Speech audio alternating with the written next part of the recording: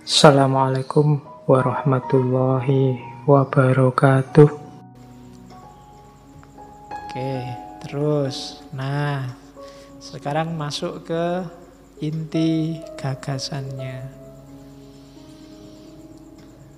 Yang misteri tadi kan ngomong tentang hubungan manusia dengan manusia yang lain. Nah, hubungan manusia dengan manusia yang lain itu ada juga yang sifatnya refleksi pertama, tidak refleksi kedua. Ada juga yang sifatnya problem, tidak misteri. Hubungan yang sifatnya refleksi pertama itu hubungan aku dan dia. Kalau dia itu kan jauh. Jadi bahas orang di luar kita itu kan dia. Kemana dia pergi, kita sedang menyampaikan ke orang lain tentang dia. Jadi hubungan yang dilandasi oleh problem dalam tanda petik tadi, hubungan yang refleksi pertama, hubungan aku dan dia. Disinilah biasanya ada problem broken world tadi. Hubungan yang terjadi karena orang lain itu hanya dilihat fungsinya. Dia itu selalu dia sebagai dosen, sebagai mahasiswa, resepsionis hotel, sopir, dan lain sebagainya. Mereka diposisikan sebagai dia karena butuhku ya fungsinya itu saja. Jadi dan posisinya ya sebagai problem. Dianalisis. Kalau kamu ngomong dia kan selalu dosen kok kayak gitu modelnya. Itu kan pasti ketika kamu ngomong gini, dalam posisi dosen itu sebagai dia. Tidak mungkin dosen sebagai kamu. Kalau dosen itu sebagai kamu, dia ada di depanmu ngomong, Pak dosen kok begitu, kamu tidak berani. Jadi ketika itu dia, tadi saya ngomong penunggunya warung, itu kan selalu dia. Ya kan? Presiden itu selalu dia. Jadi hubungan aku dia itu sifatnya jauh. Makanya modelnya problem. Dia bisa dipecah-pecah, dianalisis, dicek sesuai fungsinya apa enggak.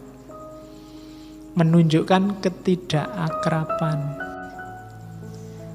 Kalau kamu menganggapku hanya sebagai dosen saja titik, itu menunjukkan kamu belum akrab.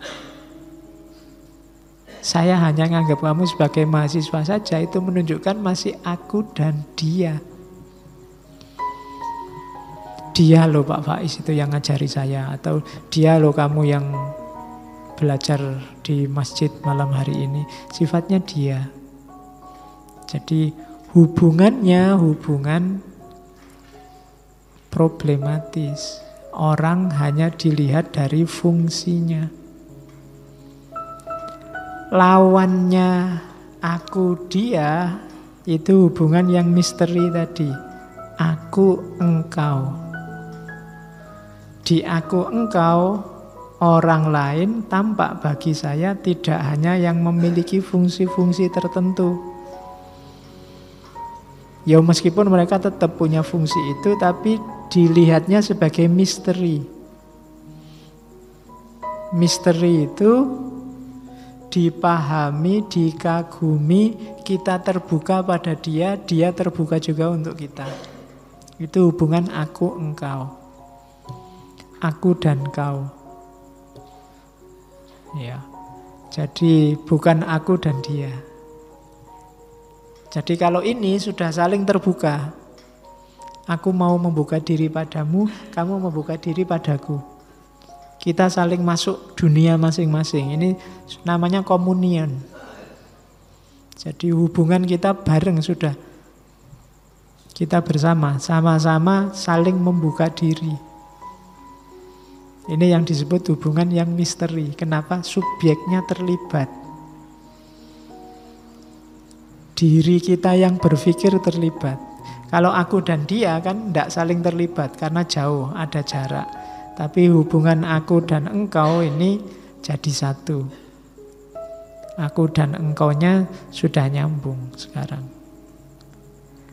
Makanya kalau kalian punya pasangan, punya pacar, coba ditanya, ini hubungan kita ini aku dan dia apa aku dan engkau? Kalau aku dan dia, itu berarti masih jauh. Masih ada jarak. Masih bermain di fungsi. Kamu, fungsimu adalah melayani keinginanku. Fungsimu adalah menyenangkan hatiku. Fungsimu adalah mencintaiku. Dan fungsiku adalah bermain di fungsi, Mas Ian. Tapi kalau sudah aku dan engkau, itu saling terbuka. Kita terima dia apa adanya, dia terima aku apa adanya. Itu hubungannya sudah aku dan engkau. Itu hubungan di level misteri. Jadi biarlah cintanya jadi misteri. Cinta kita cinta yang misteri, bukan cinta yang problematis. Kalau cinta yang problematis, cinta yang masih kalkulasi-kalkulasi fungsional. Masih ada kepentingan-kepentingan egois. Orang harus komunion karena katanya Marcel, there is only one suffering, to be lonely. Lonely itu bukan hanya tidak ada yang lain. Ada yang lain tapi semuanya dia. Tidak ada yang engkau. Mungkin di sini ada yang baru saja ngaji, baru datang. Wajahnya asing semua, dia bingung. Jadi semua dia sebanyak ini orang, dia merasa kesepian sendirian. Kenapa? Karena semuanya dia. Tidak ada yang engkau. Dan itu menderita luar biasa. Makanya kalau ada yang baru diajak ngobrol, diajak guyon bareng-bareng, biar dia masuk dalam kekitaan aku dan engkau. Bukan lagi sebagai dia. Kita juga kan kalau ada anak baru kan posisinya sebagai dia. Wah, dia anak baru nih, calon filosof baru. Ya, saingan nih. Jangan-jangan lebih pintar dia daripada aku. Oke, dan itu menyakitkan. There is only one suffering, to be lonely. Ini maknanya luas, luar biasa. Jadi hati-hati. Sakit yang paling sakit itu sendirian. Makanya kemana-mana carilah teman. Masuk surga aja kalau sendirian mungkin kamu ya sumpek. Dewe, yang lain kemana? Ke neraka semua, kafir kabeh Pak. Saya sendirian di sana. Ya. Maka dakwahlah, ajalah yang lain ikut masuk surga. Bareng-bareng di sana seru loh. Kalau kamu sendirian sumpek nanti. Oke, kenapa there is only one suffering, to be lonely? Kesepian. Kalau ada teman sendirian ya didatangi biar tidak kesepian. Jangan takut. Engkau masih punya aku. Jadi bukan dia, tapi kamu. Hubungannya aku dan kamu. Oke, untuk malam hari ini saya cukupkan sekian dulu. Mohon maaf kalau ada yang kurang berkenan, mungkin 1-2 kekurangan apa, mohon dimaklumi. Kalau ada kekhilafan, kealpaan yang teman-teman ngerti benernya seperti apa, ya silahkan disampaikan. Kurang lebihnya mohon maaf. Wallahul muwaffiq, wallahu a'lam bissawab. Wassalamualaikum warahmatullahi wabarakatuh.